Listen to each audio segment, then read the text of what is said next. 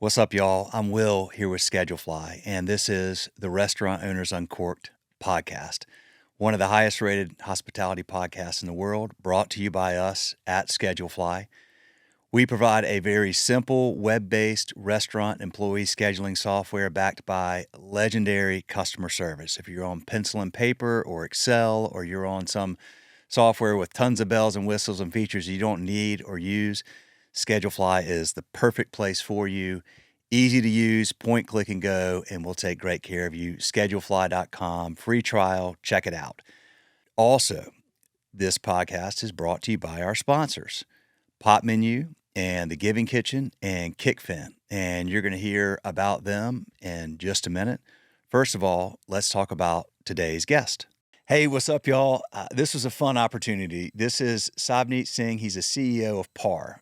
This is probably the biggest company that we've had a CEO from. It is the biggest company we've had a CEO come on here, share his vision for his business. He's been there about 5 or 6 years. Before Savneet came in, this company has been around a long time, had a lot of problems, and was sort of on a slow but steady and very foreseeable decline. He's come in, he has turned this around, changed their culture, changed their vision, changed their strategy, and they are thriving, and this is an awesome conversation. You're going to learn a lot. Great talk, great opportunity, and great episode. So thank you all for listening. More episodes coming soon. See ya. Give your team the gift of Pop Menu AI Answering, a simple solution for phones ringing off the hook. AI Answering handles calls 24/7, 365 days a year, so your staff can focus on in-person guests. Customize your greetings and responses, answer common questions, promote specials and events, and send follow-up links to ordering and reservations. AI Answering handles it all while escalating more complex conversations back to your team. Never miss another tasty revenue opportunity. Pop Menu, the marketing technology platform designed to make growing your restaurant easy. Discover more AI restaurant tools that turn your to-do list into an already done list by requesting a demo today. For a limited time, get $100 off your first month, plus lock in one unchanging monthly rate at popmenu.com. Go now to get $100 off your first month at popmenu.com. Be sure to tell them that Will from Restaurant Owners Uncorked podcast and Schedulefly sent you. Y'all, this is a great business. I just told you what they like me to say. I will say that we have a lot of mutual customers at Schedulefly with Pop Menu. They all agree. Great product, great customer service, great results. Check them out, popmenu.com. This episode is also brought to you by The Giving Kitchen. Giving Kitchen provides emergency assistance for food service workers through financial support and a network of community resources. Since its inception in 2013, Giving Kitchen has served over 15,000 food service workers and awarded over $10.5 million to food service workers in crisis. If you or someone you know is a food service worker in crisis, please ask for help. thegivingkitchen.org, and again, that's thegivingkitchen.org. Y'all, this is a phenomenal organization. Jen, the founder, has been on this podcast. Jen Heidinger Kendrick, check out that episode to hear their full story. But if you know somebody or you need help, go to thegivingkitchen.org. Incredible organization, and very responsive, and has a wonderful mission. Check them out. Y'all, we are recording, and this is quite a cool opportunity for me. We've done this podcast for over a decade now. We've done over 500 episodes. Most of those have been with restaurant owners over the last year or two. I've had the opportunity to speak with some CEOs of some restaurant tech companies, but certainly not one as big and with such an incredible story of late as PAR. So Savneet, thank you for taking the time to do this. I got a lot I want to ask you about today. Just take one moment and introduce yourself real quick, if you would. Yeah. Well, first of all, thank you for having myself and I guess PAR on the podcast. Let's see. I've been running PAR for call it 5.5, 6 years. We are a provider of restaurant technology. I call it to the enterprise community, but really it's emerging brands and that want all the way up to the largest brands in the world, like Burger King. So you'll see us in from anywhere from Sweetgreen all the way up to Burger King. Our products span all the way from the back office, POS and payments, to the front of house loyalty and online ordering. And we've been working on this journey of what we call unified commerce, but it's this idea of trying to connect more of the disparate parts of the restaurant technology ecosystem to make your job as an operator easier.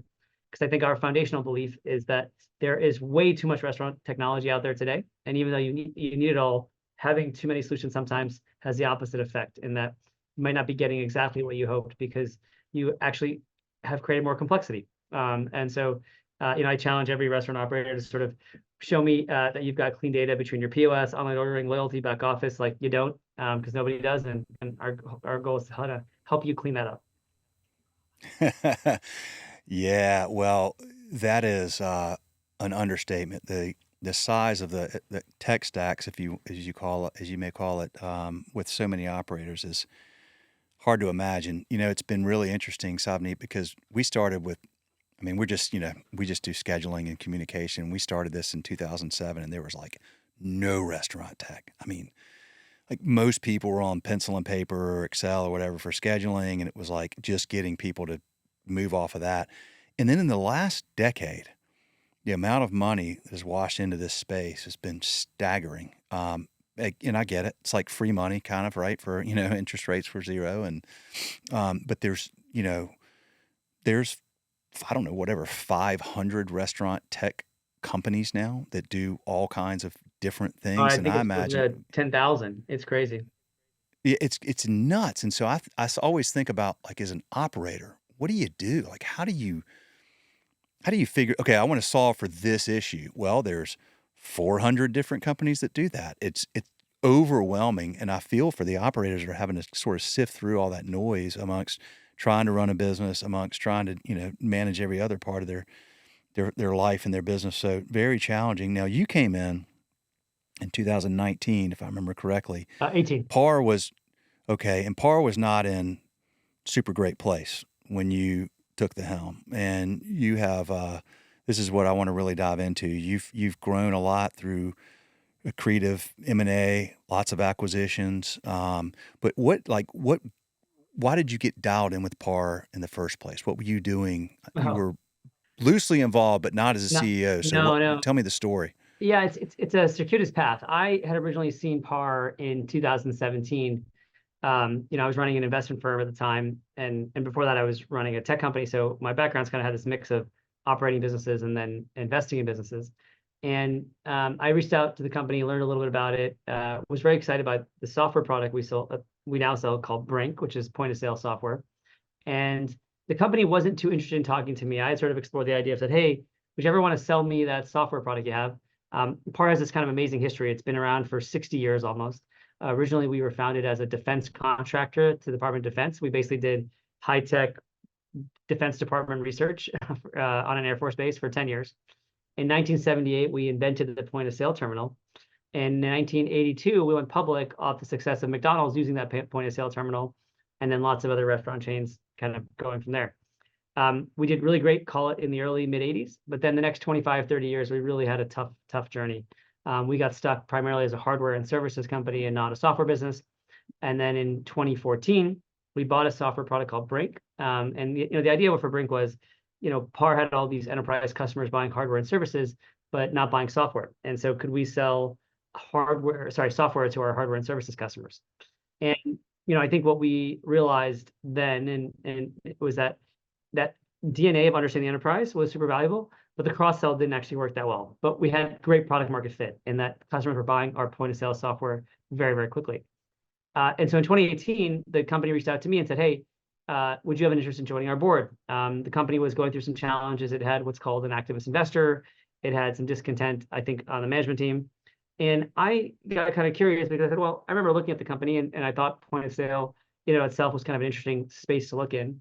And so I, set some time and said, all right, sure, I'd love to join the board and, be a director. And I think the board's idea at the time was, hey, let's get this young, 30-something-year-old that understands software to match our board's experience, which was primarily in defense contracting or hardware and services. And I got on the board and I'd say within, a month or two, I guess I personally, but I think everyone, ostensibly knew this, was that the company was in a lot of trouble. Even though we had this kind of sexy, fast-growing software product, the company was a mess.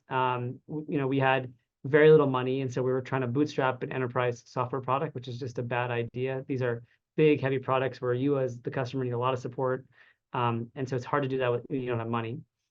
We had a really bad culture. Our employee NPS was literally -60 or something like that. Our customer NPS was right around that, so our customers weren't happy. Our employees weren't happy. We had an interim CEO who wasn't really running the company, who had a chief of staff that was kind of really running the company for them, who happened to have been the founder's daughter. So it was a really weird set of mix. And then we had this challenge that we were being investigated by the DOJ and the SEC for bribery and corruption. And oh, by the way, we had two activist hedge funds coming in trying to demand a sale of the company. And so it was really scary. And so I went to our CEO at the time and said, hey, would you mind if I just met the management team to see what's going on? Because I'm the new guy. I've never really been on a public board before. I want to just kind of get a feel like what's going on, because these things I'm seeing are really scary. And so I jumped in and met the management team, and I came back to the board, pretty aggressively and said, this is not a fixable situation. We should sell the company. It's hard to fix such a bad culture. Even though we got this fast growing software product, it was probably 5 million revenue out of 175. And so it was a very small portion of the base. And then importantly, we had no vision, we had no culture, we had no sort of, you could see that things were going to go off the rails. The board didn't want to sell at the time. And so we went and tried to find a new CEO. We hired a recruiting firm to go find a CEO. And so, we went out, found a couple of candidates, but, nobody really wanted to take the job. And obviously looking back, that makes sense now, because who would want to step into such a messy situation? So when I became the CEO, I was there explicitly to sell the company and nothing else. I was not coming in trying to run it. I wasn't trying to become an expert in restaurant technology. I was just trying to find a way for us to get out of this thing. And when I got in there, a few things happened. The most important being that the CFO of the company at the time came to me on the first day and said, hey, I think we only got about 10 weeks of cash left. And I went, oh, come on, seriously? How is that possible? We're public, we're audited. Like, how can we not know that? And I just remember it very, very clearly. I said, like, this thing can't go bankrupt because I'm the CEO, and then I'm going to be in court for like 2 years. Like, that's going to really suck. And so it was the scariest moment of my career. Ended up being the luckiest moment of my career, because then I went and said, all right, like, I can solve this. And so it forced me to dive in. And so we were really lucky. We were able to jump in. Unfortunately, we had to lay off 20-25% of the workforce within 10 days, which sucks. We were able to restructure our debt a little bit. We were able to kind of sell off one of our assets. Eventually we were able to get some relief from the DOJ and SEC, and we got a lot of lucky stuff right. And fast forward, the investment bankers weren't able to find someone to buy our company at the time, but they said, hey, like, Savneet, you've got a good reputation. It seems like you've kind of winning the hearts and minds of the employees. Do you want to take this challenge on? And I, on a very personal basis, while I was running an investment firm, we were doing great, making lots of money and all that stuff, I was sort of missing running a business. I love getting in the weeds and trying to help customers, try to build teams, try to sort of leverage, try to be a leader if you can. And I sort of said, what, like, I think I can build this up. I'll build this. But what it was built upon was the idea that restaurants were being eaten by software. They just didn't realize it yet. And I really thought, hey, PAR could be that ally for the enterprise restaurant or the emerging enterprise restaurant. We were never going to be able to compete with Square or Toast and where they play, but we felt really convicted that nobody was going after that enterprise community, and we had the right product to go after that. And so literally back in, that was probably beginning of 2019, we were like, we need to unify what's happening in the restaurant today, because while the software is eating the restaurant, it is creating so much complexity for you, the end operator, that you're not getting the value from that, that you're spending that money on, and we can help do that. And so that's how I got into it. And then I got really, obsessed with restaurant technology, our customers, the restaurant industry. I listened to every single earnings call of every restaurant chain there exists. I started talking to every single restaurant tech company. I went to every conference, and, within a few months or 6 months, I think myself and the team said, you know what, like, we're going to win this thing, and we're going to go at it hard. And so we went to this crazy transformation of, 5.5 years ago, our revenues are probably $10 million, and today they're well over 200. Our total revenues are probably 400 or 500, and we feel really proud about it. But we've never really got kind of obsessed with what we've accomplished. It's always been like, oh my God, there's still all these problems and our customers are still unhappy. All right, y'all, it is time for a little mid-episode break. We're going to talk about Kickfin. Thousands of restaurants, bars, and breweries use Kickfin to tip out their employees instantly. No cash required. With Kickfin, tips go directly to your employees' bank of choice the second their shift ends. It's a really simple solution to a really big problem because if you're still paying out credit card tips in cash, it's costing you. Time-consuming bank runs and cash counting take managers away from work that matters. Cash is hard to track, which leads to accounting headaches, and it creates the perfect opportunity for theft, human error, and compliance issues. Bottom line, there's never been an instant secure way to pay out tips until Kickfin. It's an easy-to-use software that sends real-time, cashless tip payouts straight to your employees' bank accounts, 24/7, 365. Kickfin gives managers hours back in their day, makes reporting a breeze, and protects your business from risk. Most importantly, employees love it. Restaurants can have Kickfin up and running overnight. Employees can enroll in seconds. No hardware, no contracts, no setup fees. Visit kickfin.com for a personalized demo. See how restaurants across the country are digitizing tips with Kickfin. All right, that's what they asked me to say, so I say it, and it tells the story very well, but I like to add this in. We referred a customer that we know and love very well, Sup Dogs, to Kickfin. Sup Dogs has been a customer for a super long time. Trust them very much with their opinion on these types of tools. They started using Kickfin. I asked Brett, the owner, recently how it's going. He said, Kickfin is perfect. It's going great. Exactly what we were hoping for. So there you go. Kickfin.com, y'all. Check them out. So let's wind some of this back. First of all, yeah, and the minute you get obsessed with what you've accomplished, you become what you experienced for 30 years there, right? I mean, I would imagine a lot of the challenges the company faced for 3 decades and all the problems that came with that were, success that led to a little bit of apathy, not as aggressive. I mean, that stuff can happen easily to a successful business. Happens all the time. You came in. Okay, so let me ask you this, Savneet.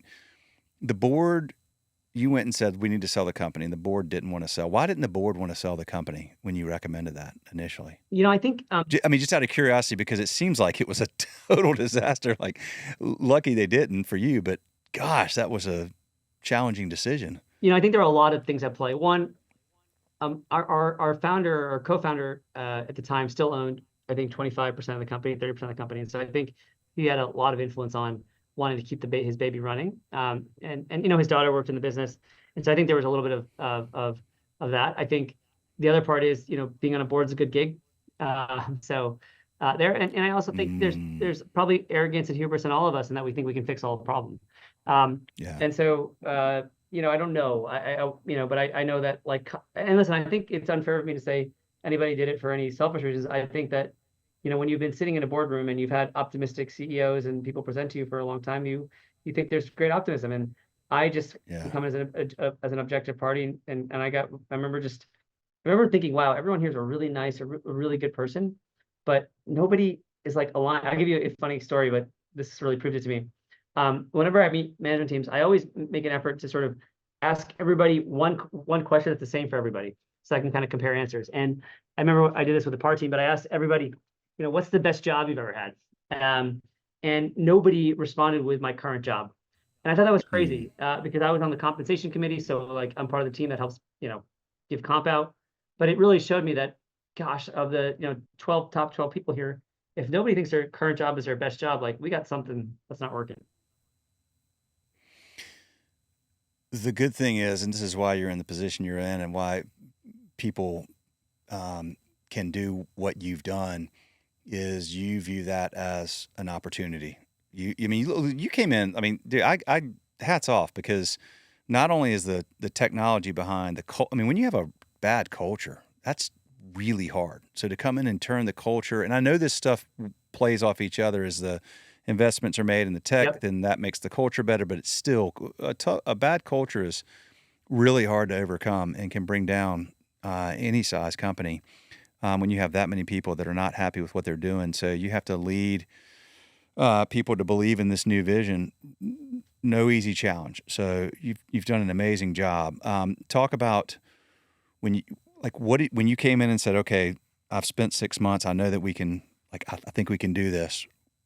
What was your what was your main focus at that time? Was it we got to fix the culture first, or is it we got to go out and start fixing the technology, or is it both? So I think first and foremost was the culture, and I think culture can mean a lot to a lot of people, but it creates the sort of mechanisms for how you respond to challenge. And we at PAR, early on said, we don't want a page of 10 values. At the time, I said I want 3. Now it's expanded to 4. But the reason I said that was, when I would look at companies' values, like these amazing companies, I would always look at them and be like, "Yep, I can fit there." And then I see the next one, I was like, "Yep, I make sense there." It's not like their company values that people are going to say, "Oh, I don't fit." Like, how many of us are going to say, "Oh, one of their values is integrity." Like, that's not me. Like, and I always thought that values do a better job not of attracting you, but also like scaring you away. Or they should rather. And we wanted that not because we wanted to be scare you away, but we wanted to kind of bring the tribe of people that wanted to take on this really big challenge because we were in acute pain. We were in a bad situation, and so we wanted people that wanted to run up the, run to the blazing fire, not run away from it. And so we created a super intense set of values and said, like, if we get the right culture, we can figure out the problems. And so for me, I think the job of a leader, particularly one in transformation, is you've got to figure out the right strategy. You got to figure out, okay, like, hey, we're bleeding money, we're going to go bankrupt, we're customers are unhappy, employees are unhappy. Like, you've got to create a plan and strategy. But the way you do that is by catalyzing the team to believe that your strategy is a strategy for all. And the way they do that is you make the plan theirs. And the way you make the plan theirs is by involving them in making that plan. And so I think that what we did was we kind of aligned on this plan. We got as a leadership team. And then those leaders then were able to come through and own that plan as if it's their plan. And then my job was just to keep listening, keep providing a lot of energy and hoping we execute on it. But to me, it was sort of like the culture, it was creating the plan, really obsessing over our culture back then. And then it's just being radically transparent about where we're hitting, where we're missing.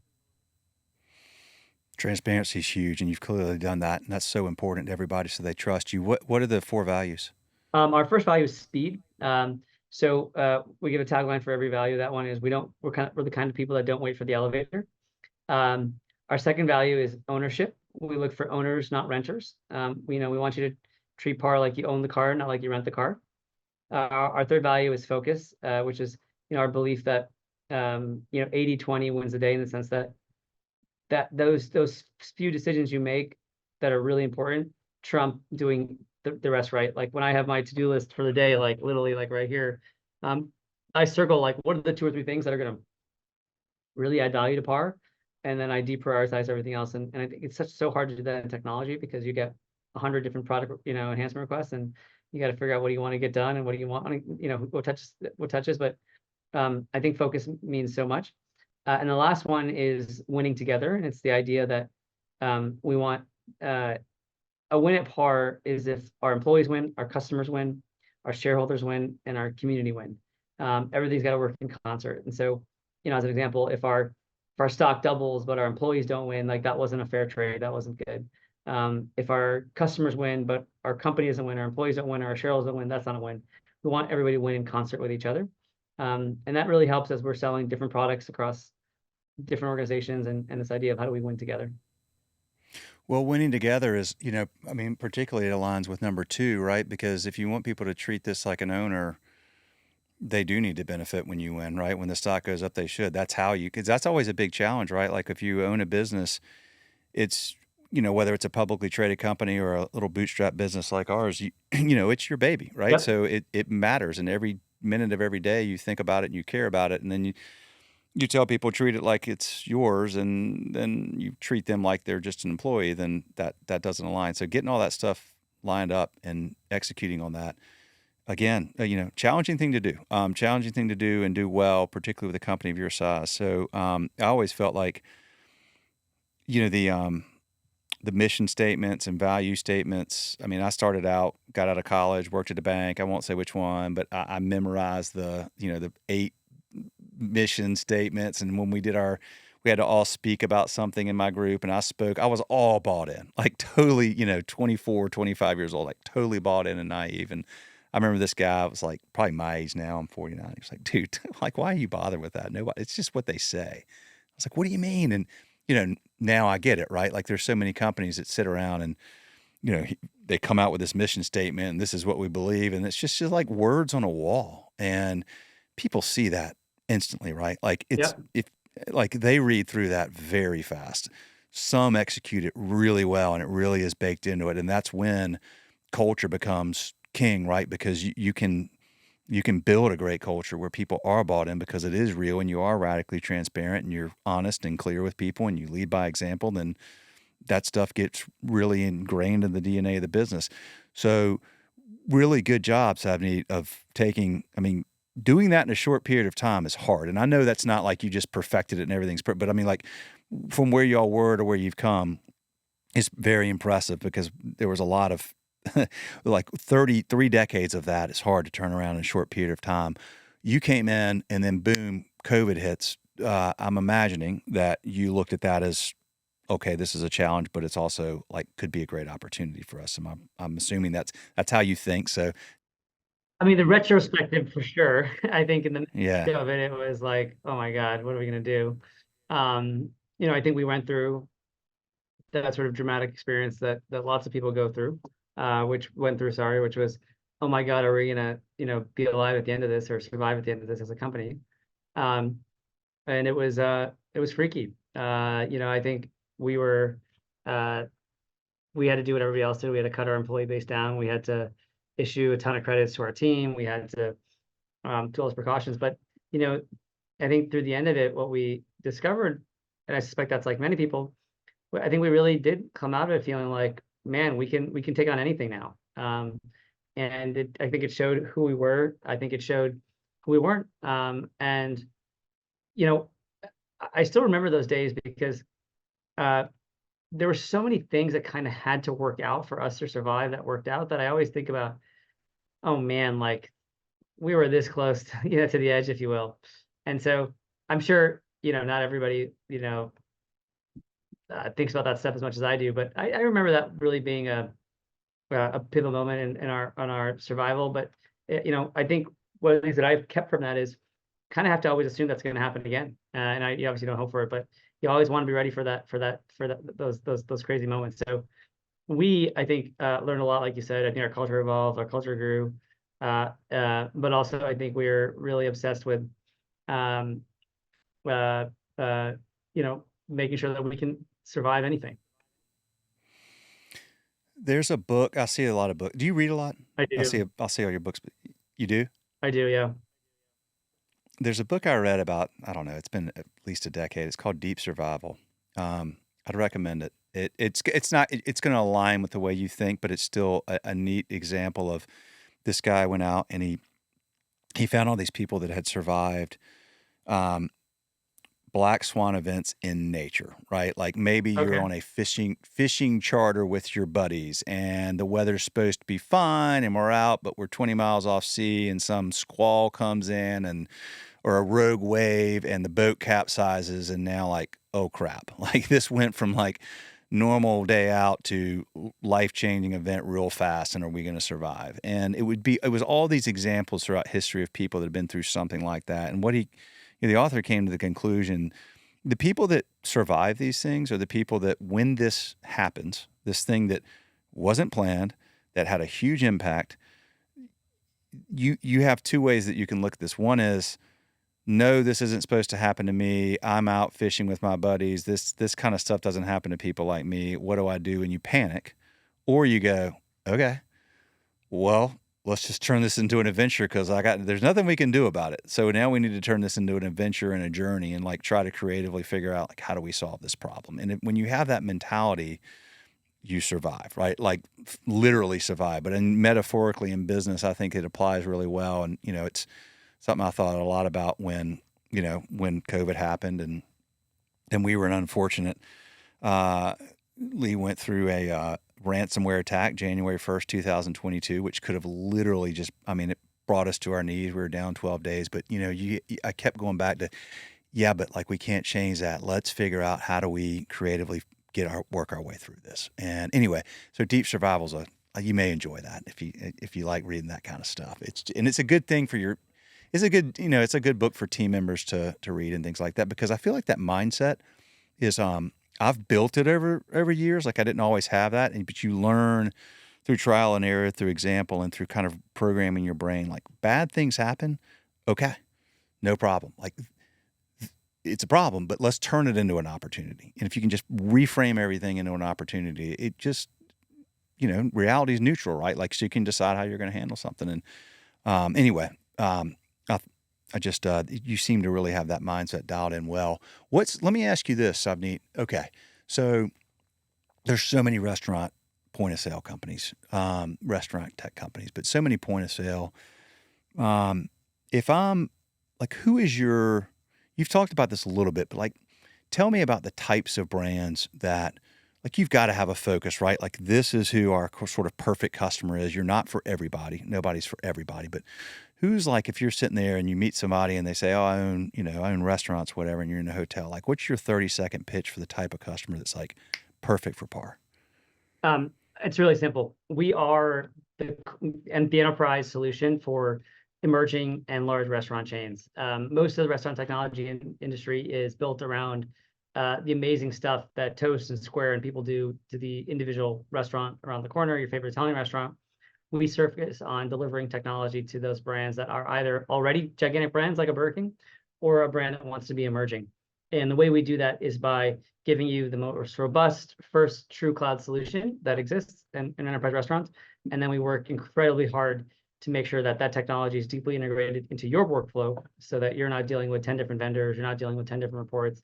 It tries to come off as if it's one solution. So that's our pitch. And I think if you're in the industry, you kind of get it because you're living this pain of like, why do I have 25 different reports to make a decision off of? Why do I have 5 different help desks? If you've got a franchise business, you're thinking a lot about the experience of your franchisee or the manager that works for your franchisee. And we work to kind of help you feel comfortable that we can take that on. Y'all have Big Chicken as a customer. We do. How long have they been? So they're as they grow, and I don't know how many locations they have now. I know they're growing like crazy, but they're deploying this across their footprint. That's right. Yeah, we've had them probably, I'd say, a year or two. But, it's been an amazing journey. They're a really awesome example of an organization that, very early on realized that they wanted to be an enterprise brand. And so while they're not a big, large enterprise brand yet, I think what they, identified for themselves was, hey, we're going to be one. And we want to have our technology stack ready now so that we're not fixing stuff up down the road, if that makes sense. And so they were, really, really focused on delivering for their franchisees and for the corporate an experience that today could have been an enterprise solution. And so incredible vision by them to think that far ahead. But I think also crazy smart because now they're not going to have to do a big rip and replace once they start scaling. So they've been an amazing partner. I give them a ton of credit for being so forward looking and taking that initiative now because most people wouldn't do that, right? Ripping out your point of sale, not a fun thing to do. Teaching people how to use different products, not a fun thing to do. But I've been super impressed by how they've been. They took that step right now. I'll tell you a quick story. I told you I was going to tell you this. So just briefly, Shaq is also, DJ Diesel. And every year a customer of ours in Greenville, North Carolina called Sup Dogs has this big party, big street party, 4,000 students show up. It's called Doggy Jams. And Shaq was their DJ 2 years ago. Couldn't do it last year because of conflict, but came back this year. And I was there and I was with Brett, who owns Sup Dogs, and just kind of hanging out off to the side of the stage. And I was like, hey, if I stand up on the side of the stage, like at the stairs, can you get a picture with Shaq in the background? He's like, yeah, sure. So I stand up there and I look over my shoulder. I'm like, I want to make sure that I'm not blocking Shaq, although, he's huge. But he kind of looks at me and he nods at me and he winks and he kind of motions his head. And I'm like, does he want me to come over there? And I started to walk and Brett's like, whoa, hold on, Will, whoa, I don't know about that. And I look back at Shaq. He's like, dude, come over here. Come on. I mean, he's in the middle of his set. He's DJing for 4,000 screaming college kids. I'm like, okay.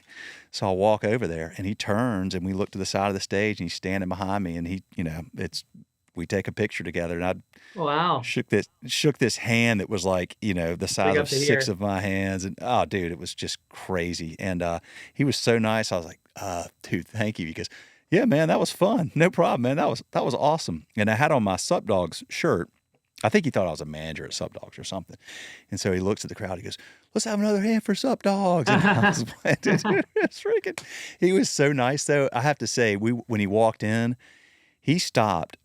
I mean, this is this giant dude, right? Like walking down the street. There's all these police all surrounding there, and he stopped at every single police officer, looked him in the eyes, shook their hand, thanked them for their service. I mean, every single one. Like to the point it took a long time for him to get up there on the stage because he went out of his way to make sure to do that. And I was like, man, what a classy dude. That's Yeah, really you hear cool. that. I mean, you hear these stories all the time, and when we spend time with the big chicken leadership, they all say the same thing. He really cares.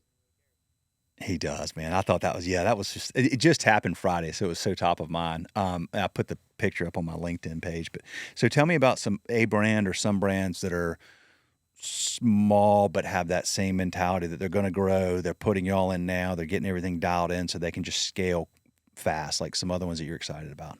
Oh, there's so many. I mean, I think we've been with Tava Grill since they were super super tiny. We've been with Mod Pizza since there were two stores. Today they're many hundreds. We've been with Sweet Green since they were probably 10 or 15 stores. We've been really lucky to kind of get into these chains when they're pretty early. And when I say lucky, it really was that I think when we were getting going, there weren't a lot of cloud solutions focused on the enterprise. Like I said, most of them are focused on that down market where you have a huge amount of opportunity. And so we try really hard to make sure up front we tell them, hey, like here's what you should expect. Here's why it's going to be different than what you use. And I think that what the great brands do is that they've got not just a 1 year plan, they've got a multi-year plan. And they're saying, well, listen, I know this is gonna be disruptive. I know it's gonna be a lot, more money than I have, whatever it may be.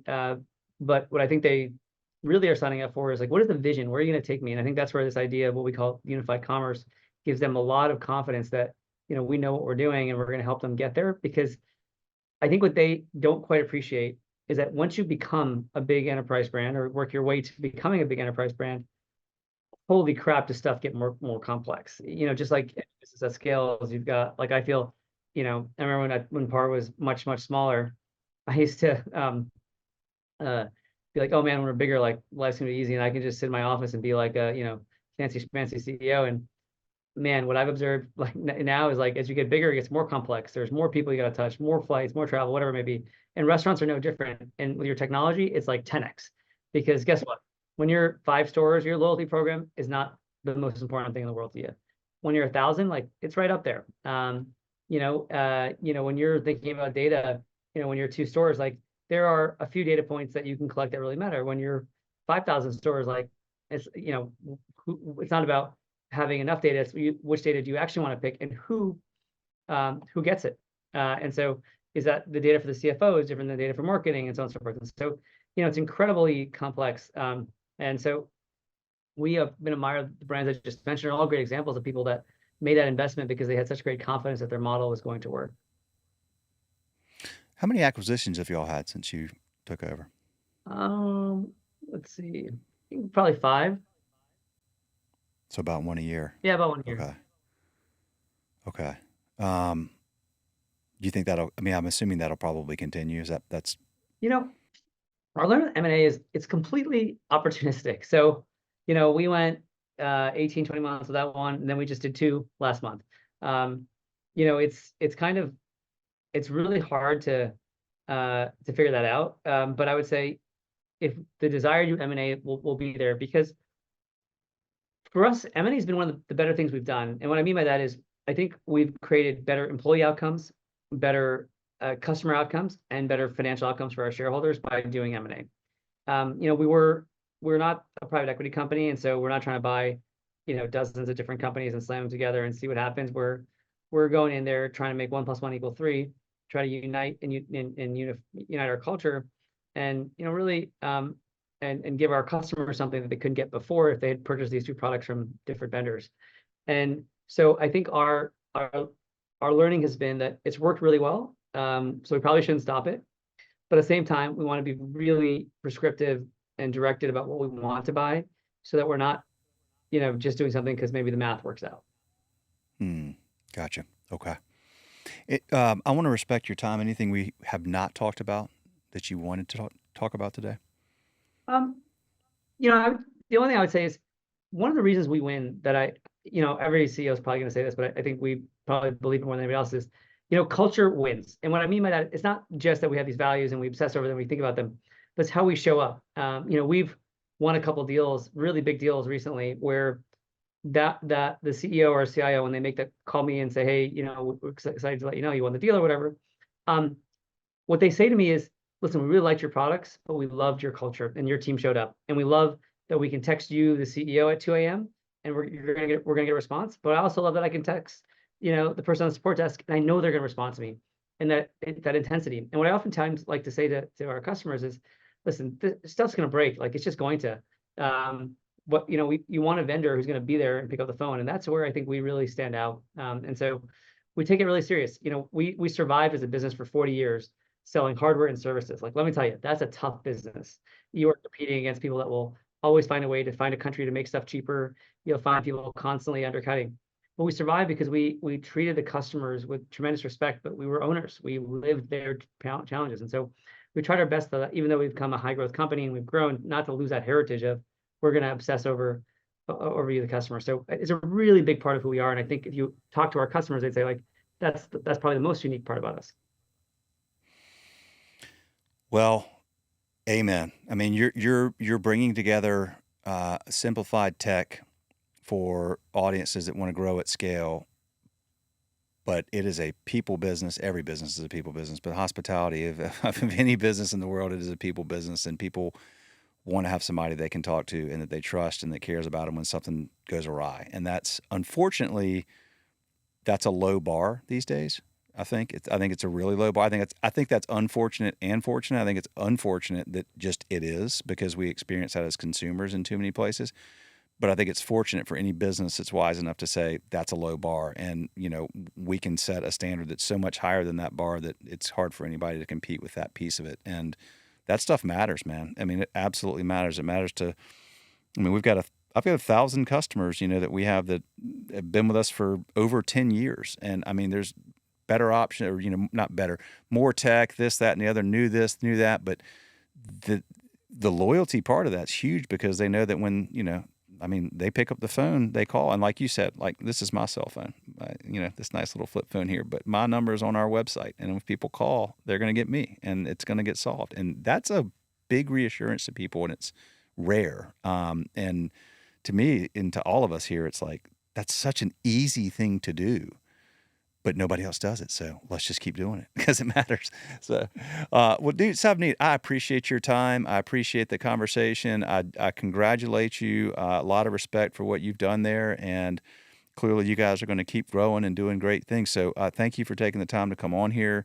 I learned a lot, and I'm excited to, keep following what y'all are doing.